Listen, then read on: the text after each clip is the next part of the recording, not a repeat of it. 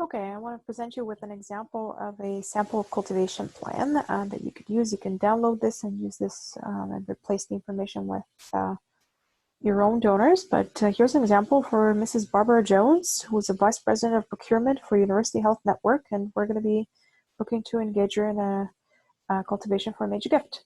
Her total giving to the organization is $25,000. If you have that information, great. If not, don't worry too much about it. Any one of those giving history indicators is good. If you have all of them, that's great. She last donated $5,000 in February of 2019 towards a bursary for nursing students. The largest gift was $10,000 in 2010. We know that her estimated capacity is about $100,000, and that's based on information that we have about her real estate holdings. We also have an overall engagement score up to date, which is 3 out of 26. That's pretty much means that we are looking to advance that relationship, but we've already started some of that process. So as you can see, the last engagement she had was a profile as a donor in the December newsletter, and she spent some time with the career coaching, in this case that's the program staff, during a seminar for one of the women's shelters residents. And now this is where we select the optimal solicitation date, which is about 9 months into the future. In this case, it happens to be November. And then there's the staff fundraising lead. And then I also have listed who on the program and the leadership side is going to lead this. So this happens to be the Vice President for Women's Shelters Programs. And so here's a sample of cultivation activities that we're going to undertake with Barbara over the next little while. So as you can see, she is going to be visiting, so she's already been profiled in a newsletter where she got a point, and then she's visited with program staff and she got another 2 points.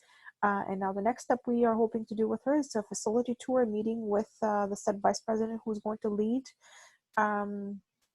the cultivation efforts, and that's to be scheduled in April, but it needs to be coordinated with facilities management to secure the hard hats because, let's say, the facility is under construction or renovation.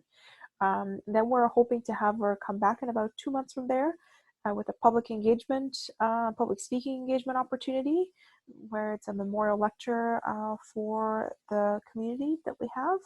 And then we're going to have the vice president visit with her again in August. And then the fundraiser is going to follow up with the visit in October, which is when the fundraiser will obtain her permission to solicit. In other words, they're going to ask the question of, would you be open to entertaining a proposal?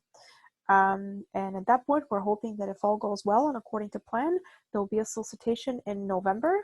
And then we've included another visit to close the gift and make sure it actually comes through in January, and with a potential gift announcement in March. So as you can see, this will take quite a bit of time to execute, but it will give you a very short and sweet cultivation plan for a donor that is easy to communicate to non-fundraisers and easy to execute. Those anticipated dates are very loose, so they will change with time depending on how things go.